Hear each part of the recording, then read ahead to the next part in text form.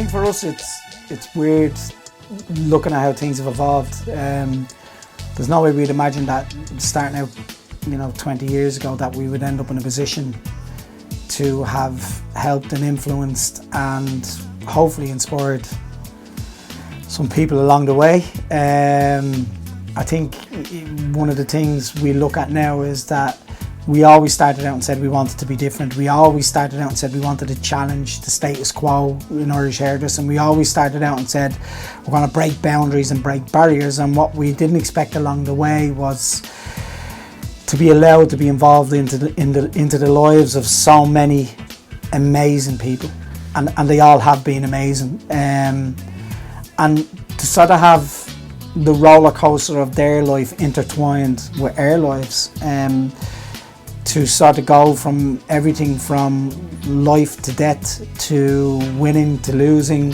to crying to laughing, and to think we've done all that in that period of time, and to create an environment that people felt safe and wanted, and people were happy in, for me has been the journey.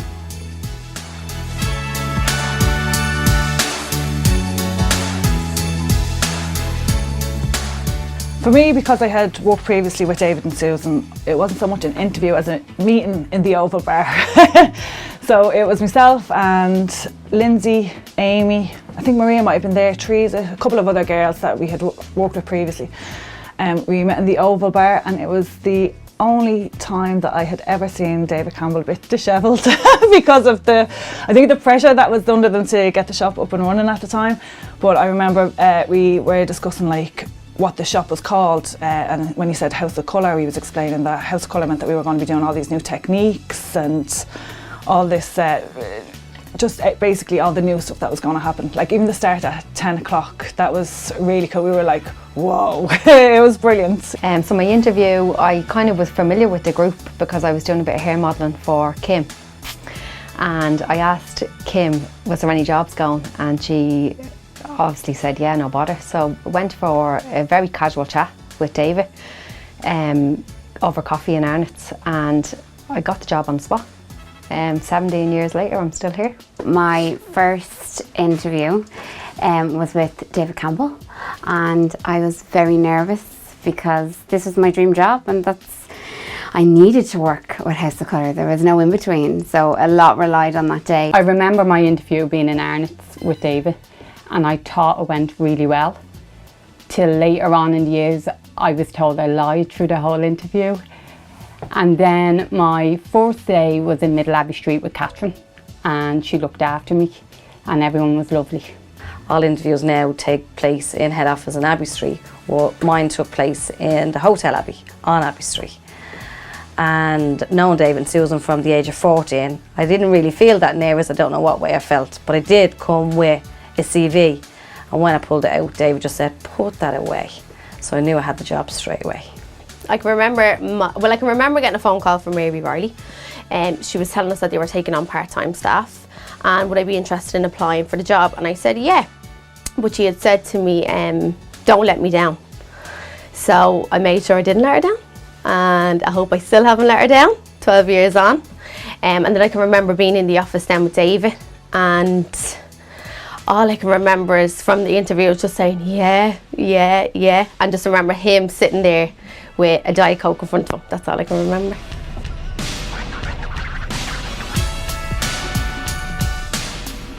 I remember the smell of the new paint, the newness of the place, and I also remember Paul constantly telling us to smile all the time. At one point he actually turned his back to us and he was saying, can you hear me smile? And we were like, oh my God, you can actually hear someone smile.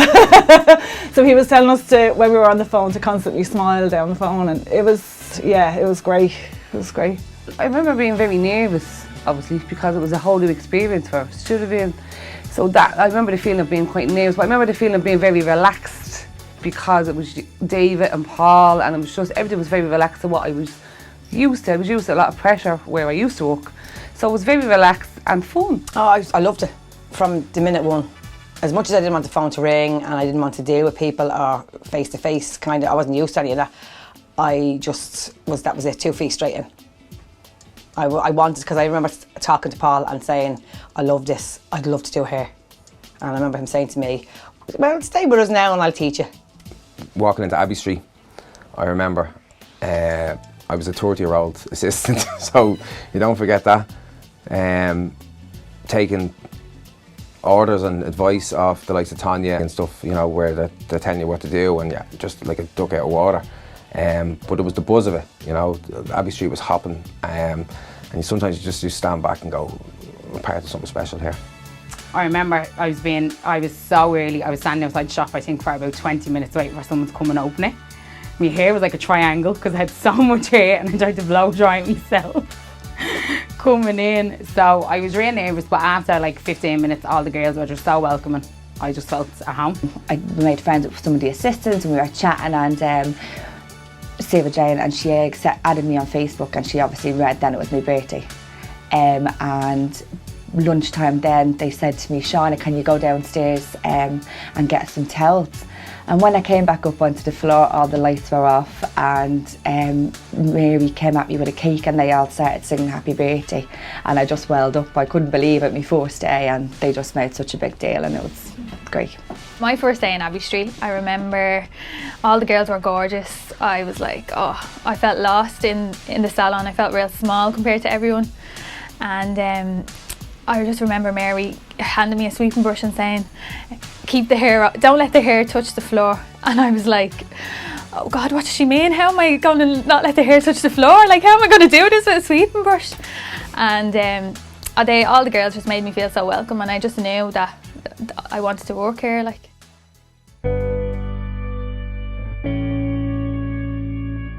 I suppose for me the hardest part was opening Charlestown just as the recession hit. It was that time where guests weren't coming into the salon to spend, and people weren't coming in to treat themselves, and obviously we were trying to build a business and a client base, and I suppose through hard work and determination we got there eventually, and we've a really busy salon now. But at the time it would have been a really hard point in my career. When I was qualifying, and the fail to prepare, prepare to fail really is what it says, what it means. I didn't really prepare that much for my exams. I thought I had this in the bag and it fell through and I had to repeat them. So I think that to me was the hardest point in my career. I think it just gave me that little knock. But I needed it to wake me up. I think one of the lows would have been losing Carla in the group. I think for the whole group it was very upsetting.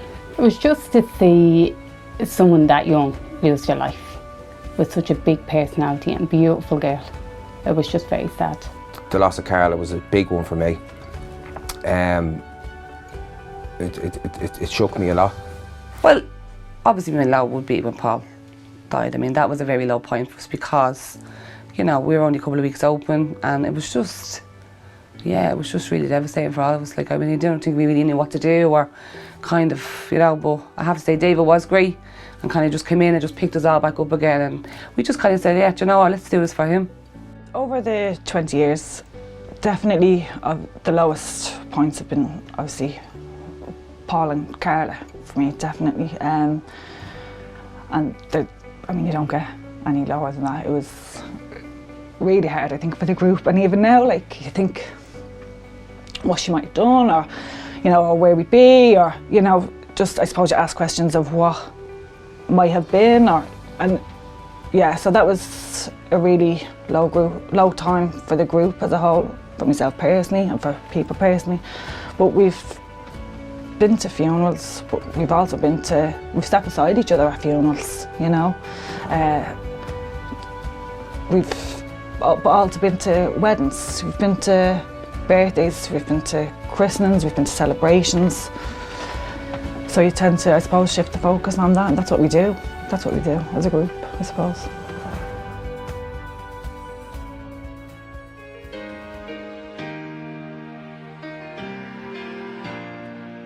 The proudest moment in my career would have been given the opportunity by David and Susan opening up House Colour Charlestown with my friend Lauren.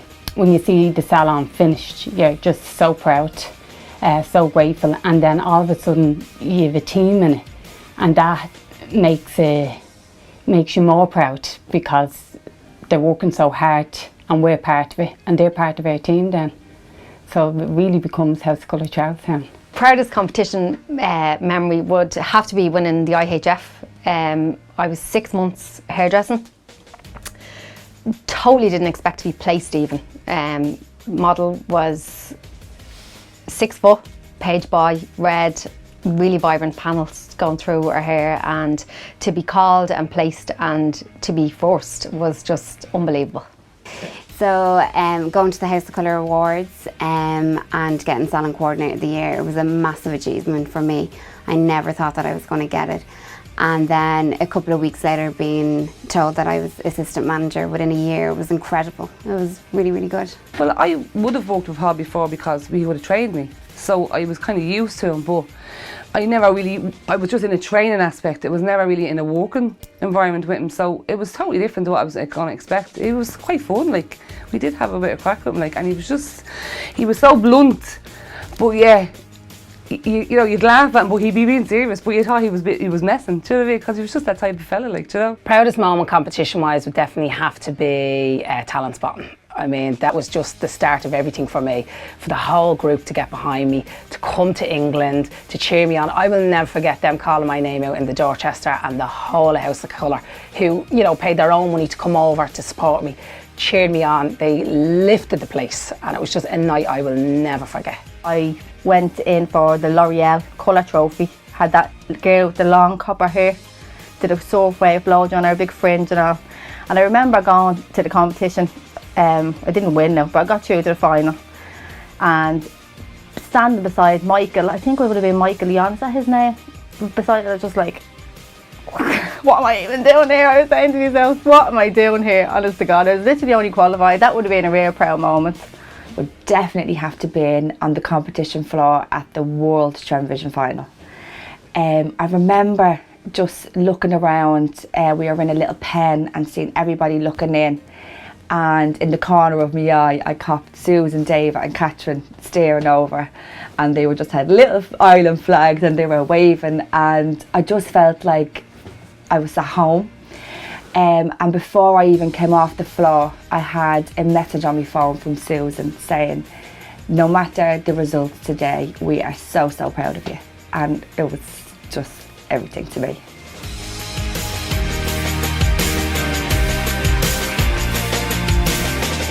My proudest competition memory is actually two. It was in 2010 and we won everything in IHF that year.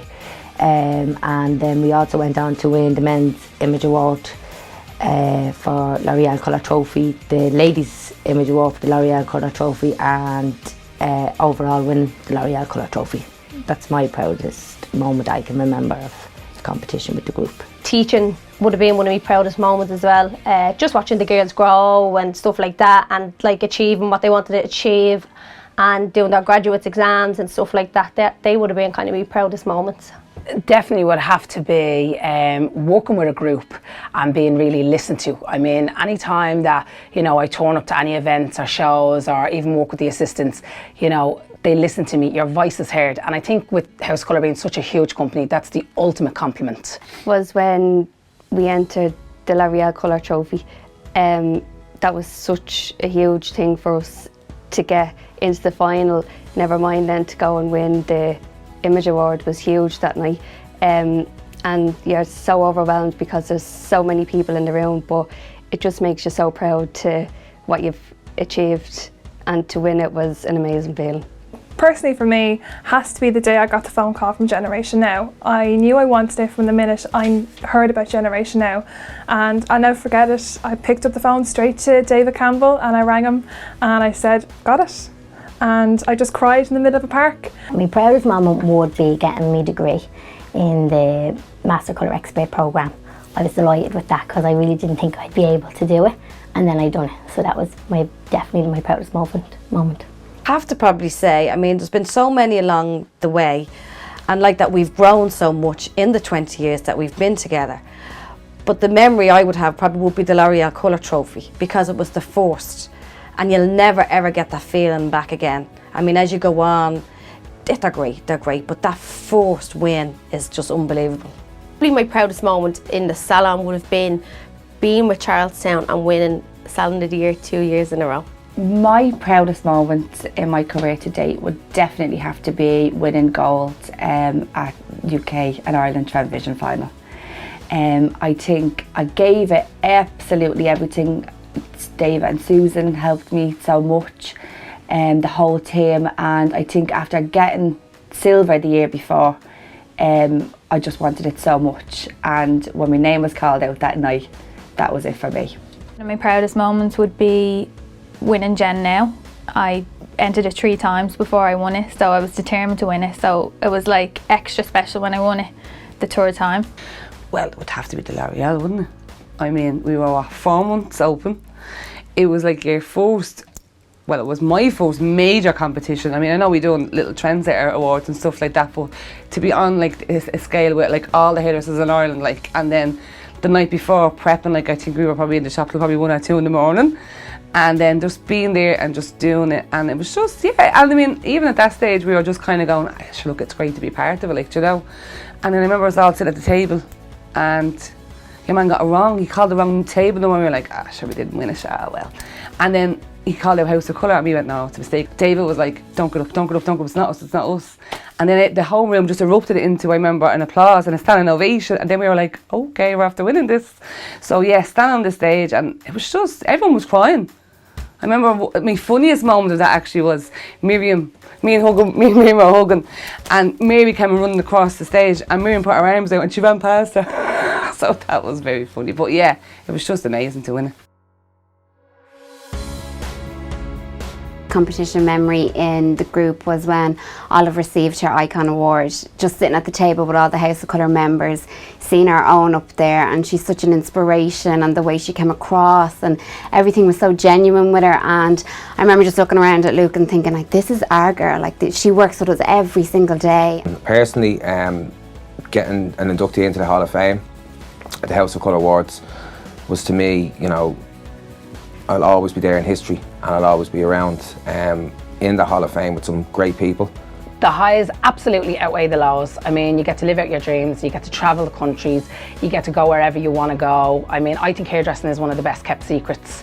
You just need to work smart. You don't need to work hard, you need to work smart and really just develop your skill and just go with it. Proudest moments would have been winning the Business Awards after like a long hard slog putting the whole entry together. We won it, and on the day I didn't actually think we were going to be called out, because obviously we'd been there previously and there was all the big boys were there, so we were only kind of new to it. But when they called us out, it was amazing, it was great. Standing on stage looking out at everybody, obviously all your peers, because it was huge. There was, I can't even remember how many tables, I just remember seeing it, see people, and there was everybody from House of Colour were there. But it was great, just to be acknowledged for all the hard work and effort that had been put in, and still is actually being done. That was when I got through to London with the Transvision, because it was just like so exciting, loved doing it. When I was in London doing, like on the floor doing me model, like that hype was brilliant for me. I thought that adrenaline feeling was deadly. Getting the job in House of Colour, I don't even know whether you know this, but when I was only like 11, 12, 13, my ma used to come into a lady called Rita when I was that age as well. So I'd be in there and I'd be sitting in the reception, I'd be like, oh, look at this. I'd love to work here one day. Used to wear black clothes and all, thinking I worked there. When I was really young, I used to do this. I never told anybody this. Actually, that was getting the job here was like a huge highlight. I was delighted with myself. Highs, I would have been winning the Paul Byrne Award, and the reason why that would have been a high for me is because I was an assistant for like part-time assistant for like 4 years in House of Colour. So I would have went to all the House of Colour awards and seen loads of people win them. I never thought I'd ever win anything like that. So that was a really, really proud moment, and that was a really big high in my career. Never forget where you come from. Always remember anything's achievable. Fail to prepare, prepare to fail, and we are all superstars in Susan's eyes. Learn from your mistakes. It's all right to make mistakes once you learn from it. David always told us to have a goal. When you have a goal, you're focused, and when you're focused, you can put your mind to anything. I do be asking the girls that might be only qualified, the girls that are not even qualified, like, where did you do that? They're learning stuff in their classes every week, and I'm taking her all with me. And they'd be like, is she you for real asking? I'm like, yeah, I'm asking, and I'm keeping that little diamond in my pocket. You know, they really are. The girls are I come in next week now, there'll be something different. There'll be something different there. I'm sure of it this weekend that wasn't there last weekend, and I don't know anything about it, so I get on that straight away. The best advice from the day I walked into House of Colour to right here, right now, never give up. Keep on going, just never ever give up. Fail to prepare, prepare to fail. I definitely think it's probably the motto, and it's so true. David Campbell's advice to me, structure, and it's been the best advice, definitely. It was always like, never give up, like yesterday is gone, like forget about that, like tomorrow's a different day, like always move on, move forward, like everything can always be fixed, basically. Don't be afraid, like there's always been an open door policy. So go and ask, like there's no big bad wolves. You might get told no, you might get told maybe not that way, do it another way. But you don't know until you ask. So I would say work hard and good things will come. I mean, there's so many success stories come out of House of Colour. Why can't yours be one? That doesn't mean to go on, do everything, do your tick every box on your checklist and work hard. Don't sweat the small stuff. Enjoy every moment and embrace it. If they take the advice that they're given, because they're never given any bad advice, you know, people, we've all been through it. Look, you can see Olive took the advice, Sean has taken the advice, myself, Emma, all the senior people, we've taken the advice been given, and I think, you know, we're showing that if you take it, it'll happen for you. I'd say love every minute of it, even the lows. The next day is always a new day, the next hour is always a new hour. In hairdressing, everything changes within an hour. The best advice I can give to anyone working in House of Colour is go for everything, embrace everything. We are a huge family here, and if you need help, you just have to ask and 20 people will come to your rescue. Look, listen and learn. All along the way, just look, listen and learn. You won't be put wrong. Work hard. My probably biggest thing, especially when I was educating the girls, like it's only 2 years of your life, like it's really 2 years and you're qualified for the rest of your life. I just would say practice makes perfect. Keep practicing. The more you do it, the better you become. Always follow your passion. Never give up. Like if something feels hard at the time you're doing it, it'll always get easier. Keep going. Never give up on it. Like, you know what I mean? Always go with what your heart thinks. Like. The advice I'd give to the House of Colour team is you are in the best place possible. If you don't realise that you're at the top with the top, then that's something that you really need to step back and have a look at. There is no one in the industry, and I have travelled far and wide, who have what we have. We're special, we're unique, and I think that you need to jump on and grab it with both hands because you're in the best place possible. It's been an amazing journey. I've enjoyed every bit of it. And with people, I'd like to thank everyone that had anything to do with House of Colour. People that have gone, we still look out for them to see how things are going for them. A lot of people have moved on, opened their own salons and have been very successful. And it's great to see that, and it's great to know that we've been part of it, that we've shaped people in their lives, and they've moved on, but they're still part of House of Colour. It's ingrained into you, and it's ingrained into your soul, and you know you'll carry a bit of it everywhere, and the thing you're carrying is good values, a sense of fun, a sense of enjoyment, passion, achievement, high standards, and most importantly the ability to laugh. I think when you think back on this, we've laughed more than we've cried, and we've enjoyed more than we've hated. And I think if we can all go through life with that, we'll be doing okay. So thanks. Thank you.